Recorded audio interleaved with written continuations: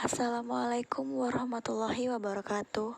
Kami di sini akan membahas tentang folklore. Saya akan menjelaskan apa pengertian dari folklore. Folklore berasal dari kata folklore dalam bahasa Inggris.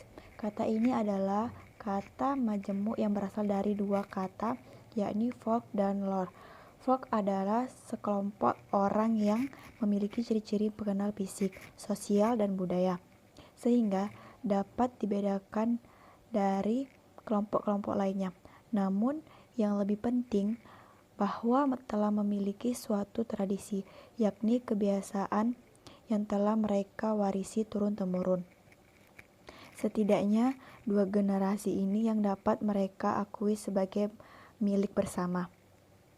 Di samping itu, mereka sadar akan identitas kelompok mereka sendiri.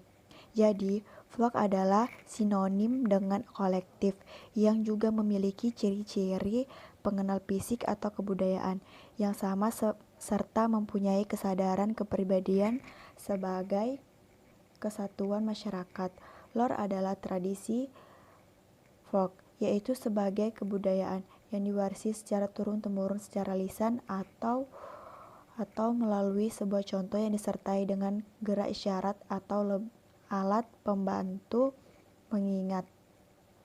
Definisi folklore secara keseluruhan adalah sebagai kebudayaan suatu kolektif yang tersebar dan diwariskan secara turun-temurun secara tradisional, baik dalam bentuk lisan maupun contoh disertai gerak isyarat atau alat pembantu pengingat.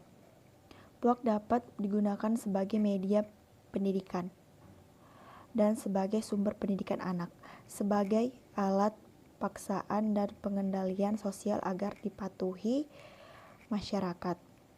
Banyak folklore yang mengandung mitos yang mengendalikan manusia untuk melakukan atau melarang manusia melakukan sesuatu. Oke. Nah, saya akan di sini melanjutkan pembahasan tentang yang kedua itu tentang jenis-jenis folklore. Nah, yang pertama itu folklore lisan. Folklore lisan ini merupakan folklore yang bentuknya murni lisan, yaitu diciptakan dan disebarluaskan dan diwariskan. Nah, jenis folklore lisan ini yaitu yang pertama itu bahasa rakyat, ungkapan tradisional, pertanyaan tradisional, dan puisi rakyat.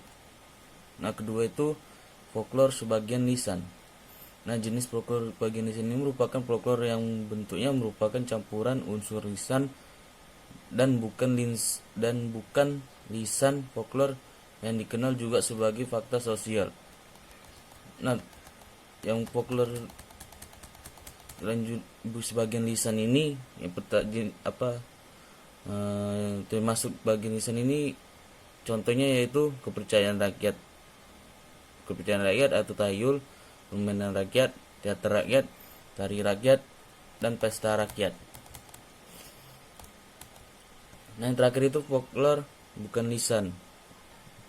Nah, folklore bukan lisan ini merupakan yang bentuknya bukan lisan, tapi cara pembuatannya diajarkan secara lisan. Biasanya meninggalkan bentuk material atau artefak yang termasuk dalam folklore lisan ini. Ya, contohnya yaitu arsitektur rakyat, kerajinan tangan, pakaian atau perhiasan tradisional, obat-obatan tradisional, dan masakan dan minuman tradisional. Nah, itulah pembahasan saya tentang jenis folklore tradisional. Sekian, terima kasih. Baiklah, di sini saya akan menjelaskan tentang contoh-contoh dari folklore. Seperti yang sudah dijelaskan teman saya sebelumnya, jenis dari folklore ini ada 3, yaitu folklore lisan, folklore sebagian lisan, dan folklore bukan lisan. Yang pertama itu contoh dari folklore lisan.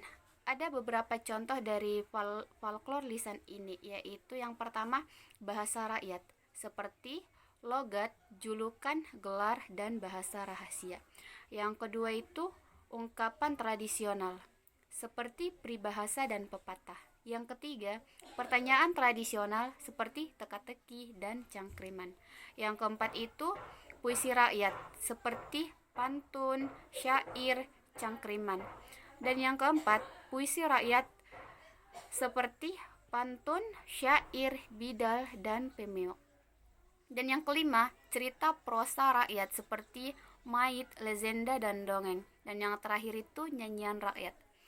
Dan yang kedua itu contoh dari folklore sebagian lisan.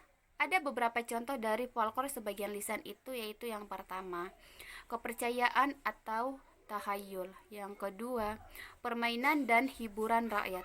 Dan yang ketiga itu teater rakyat seperti wayang orang dari Jawa Tengah, ludruk dari Jawa Timur, dan lenong dari Jakarta, dan arza dari Bali. Yang keempat itu adat kebiasaan seperti hitanan, gotong royong, dan sebagainya.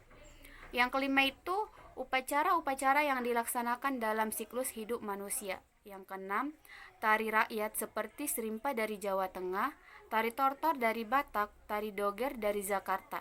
Dan yang terakhir itu pesta rakyat seperti selamatan. Yang ketiga itu contoh dari folklore bukan lisan. Ada beberapa contoh dari folklore bukan lisan ini. Yang pertama itu arsitektur seperti bentuk rumah adat dan lembung padi. Yang kedua itu hasil kerajinan rakyat seperti batik, patung, dan keris. Yang ketiga, pakaian dan perhiasan seperti pakaian adat. Yang keempat, obat-obatan rakyat seperti jamu tradisional. Dan yang kelima, makanan dan minuman tradisional seperti rendang dari Padang dan gudeg dari Yogyakarta. Dan yang terakhir, alat musik tradisional seperti angklung dan gamelan.